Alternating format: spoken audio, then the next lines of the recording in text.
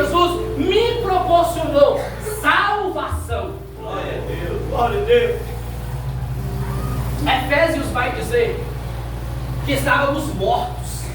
Tem noção do que é isso? Um cadáver ambulante. Alguém que estava agendado para morrer.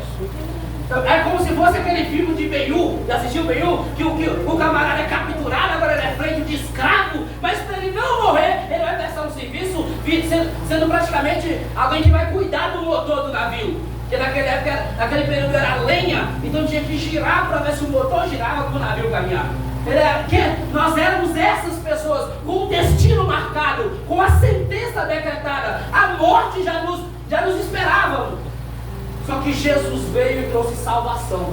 Aleluia. Agora o poder da morte já não mais nos assombra. Afinal de contas, Jesus venceu a morte. E como cantamos no louvor 545 da harpa cristã, porque Ele vive, eu posso crer no amanhã. A vinda de Jesus, o nascimento de Jesus me proporcionou salvação.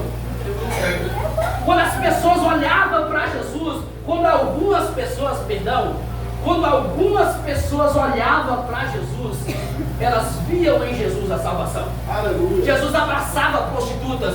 Jesus estava perto de que ninguém queria estar perto. Jesus trouxe para perto dele as pessoas que ninguém queria encostar perto naquela época. Então Jesus proporcionou salvação. A terceira coisa que o nascimento de Jesus proporcionou para mim e para você é reconciliação. Sabe o que é isso? A Bíblia vai dizer que o homem desfez as pazes com Deus mediante o pecado. Que o pecado separa o homem de Deus. Agora o sangue de Jesus, como dito aqui pelo irmão Efrásio, ele tem condição de nos reconciliar. E Jesus é o mediador entre Deus e o homem. Ou seja, ele pega a mão do ofendido, une com a mão do ofensor e sela a paz. Nós não temos paz, nós não temos perdão, nós não nos reconciliaremos com Deus, a não ser pelo nome de Jesus. Isso é tão interessante que nem a sua oração ela é concluída se você não dizer em nome de Jesus. Ou seja, eu estou falando de alguém que só o seu nascimento proporcionou diversos benefícios para a nossa vida. O que me chama a atenção é que nós corremos o risco de Jesus passar despercebido das nossas vidas. Quando a gente olha para Jesus, uma das pessoas que mais desprezou o nascimento, o ministério de Jesus, foram os religiosos naquela época. Eu não sei se isso ao mesmo tempo que isso me alegra numa parte, isso me entristece de outra, porque talvez se nós estivéssemos ali, também o julgaríamos. Talvez se alguns de nós estivéssemos ali, também o crucificaríamos. Afinal de contas, o modelo de Jesus viver contrariava muita gente. De estar perto de pessoas da sociedade que ninguém queria estar perto. De se envolver no meio de pecadores sem pecar. Ou seja, Jesus não era bem, estava preocupado com a sua imagem. Ah não, eu não vou encostar perto de fulano porque minha imagem vai ser comprometida. Jesus não estava nem aí com isso, porque ele sabia quem ele era. Quando você não sabe quem você é, qualquer conversa fiada te derruba. Agora quando você sabe quem você é, debaixo da presença do Senhor, tem cabeça que te tira.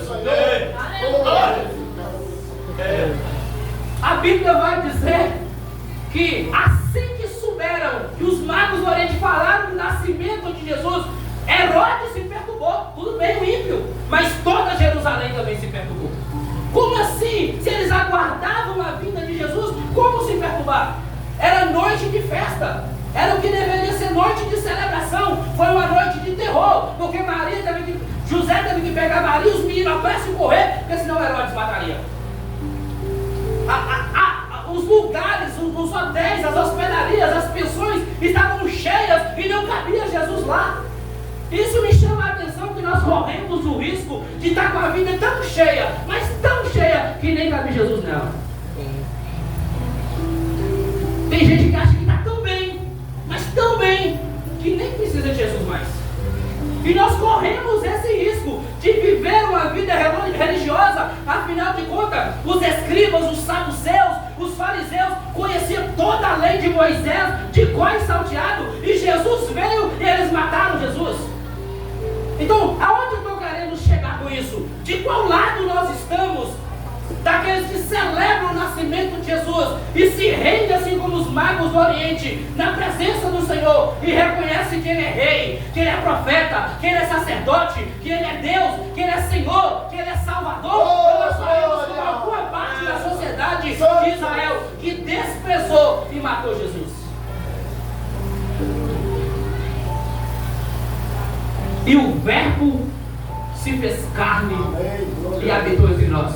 Para mim, um dos estudos mais magníficos da palavra do Senhor é esse estudo da encarnação de Jesus. Porque alguém que já é Deus, ele não se fingiu de homem. Alguém que vai se esvaziar, como diz Filipenses, tende em vós o mesmo sentimento que houve também em Cristo Jesus, que sendo em forma de Deus, não teve por usurpação. Ele poderia chegar com toda a pompa, com toda a ostentação, mas ele vai mostrar a humildade. Ele vai dizer que mesmo sendo Deus, ele não teve como usurpação ser igual a Deus, mas ele esvaziou a si mesmo, assumindo a forma de servo, se tornando semelhante aos homens. Quando fala semelhante, ele é quase parecido comigo, não, ele era homem. Ou seja, comendo, bebendo, sentindo frio, sono. A gente vai ver numa sua passagem que ele era homem e que ele era Deus. Aí vai ver numa passagem quando o mar se levanta, ele está dormindo, o homem. No mesma passagem ele se levanta, repreende o vento, repreende o mar e tudo se cala.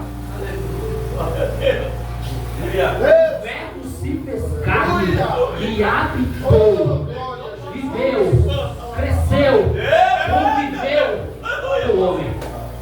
Ou seja, aonde eu quero chegar com isso para concluir? No nome de Jesus.